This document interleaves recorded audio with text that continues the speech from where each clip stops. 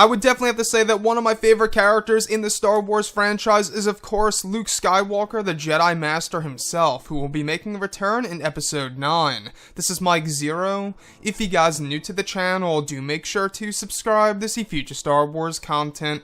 Now, one thing that a lot of people are really curious about and just very excited to see on the big screen is, of course, exactly how J.J. Abrams is going to treat the character of Luke in this final Skywalker Saga film. It's a very important task for him to get correct and for him to get right in order for it to truly resonate with fans out there. Now, these past couple of weeks or so, we've been learning a whole lot more about this film when it comes to some of the set leaks, the set designs, the concept art and storyboard descriptions, etc., one of which has all to do with Luke Skywalker and Rey. Specifically, a description of course, both Luke Skywalker inside of a cave with Rey and R2-D2. Luke appears to have a brown Jedi robe and no beard on his face this time. His hair is far shorter than how it was on the planet Crate. Around Luke are floating blue orbs, which could indicate that he is a Force ghost here. However, Luke is not transparent or holds a blue hue, and appears to be alive and well, but the orbs orbit around his body. The next goes over with Luke's touching Rey's shoulder while she meditates and is levitating off the ground. It's described that Luke is giving Rey some kind of lecture. The next goes over a younger version of Luke Skywalker with an ignited green lightsaber training Ben Solo in front of a large temple performing some saber moves.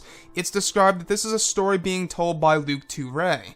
The last shows us both Luke and Rey walking up a set of stone steps that lead to a tall temple-like structure with a full moon behind it. It's quite the cinematography. So I really wanted to go over a couple of parts about this that really do pique my interest for the character of Luke in Episode 9.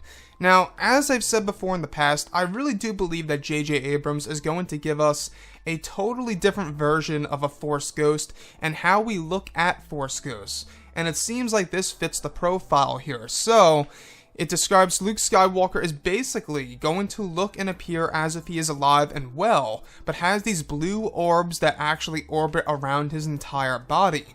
So he's going to appear like he's alive, but there are going to be these blue orbs that indicate that he is indeed a Force ghost and is still a part within the netherworld of the Force.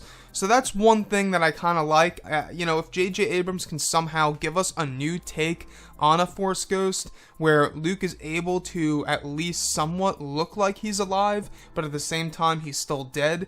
If you could at least do that, I think that's going to be okay as long as it's done correctly.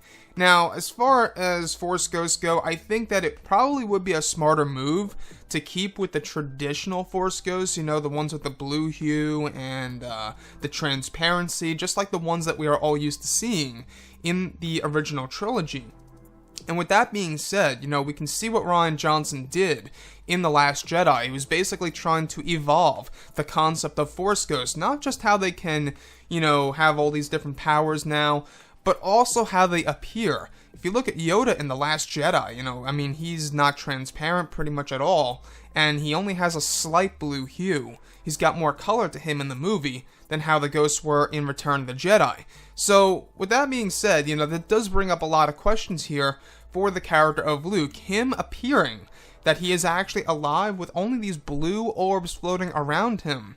Could this be a major hint that Luke Skywalker is going to be the most powerful Force ghost there is? And I think that what JJ is going to do is that he's really going to kind of expand that famous line by Obi-Wan Kenobi, if you strike me down, I will become more powerful than you can ever imagine. I think that what J.J. Abrams is going to do, he's going to expand off of that famous line from A New Hope and just show us how powerful a Force ghost can really be after, he has entered the netherworld of the Force. And I think if we look at what J.J. Abrams has done before in the past, it's all about including new concepts. We've seen the concepts in The Force Awakens that never made it to the final cut of the movie. J.J. Abrams, for one, he had this idea of a hybrid Force ghost for the character of Anakin Skywalker that would bounce between both Anakin, Darth Vader, and a mix between Darth Vader and Anakin. Honestly, I think that was pretty cool. As much as I would have loved to see that on the big screen for Star Wars Episode 7, we may very well be actually getting this for Episode 9 as well. A lot of different ideas from The Force Awakens will be making their way into Episode 9. Now, as far as this temple-like structure in front of, or should I say in back of both Rey and Luke Skywalker, where are we? That's the huge question, right? Where are we? Now, it's described that there is a full moon in the background, so this obviously takes place at night, which is pretty interesting, and also yet another parallel to that of what we saw between Luke and Obi-Wan in Return of the Jedi on Dagobah. That was a moment in which, that was actually a night shot. So if we look at everything that's happening here, we can see all the different parallels between Return of the Jedi and, of course, Star Wars Episode 9 and what J.J. Abrams is truly trying to do here. Anyways, guys, drop a comment below. Let me know what you think about all of this in the comments. And if you guys did enjoy the content for today, do make sure to drop a thumbs up on this video to support the channel. I thank you all so very much for the kind support, and I'll catch you guys next time.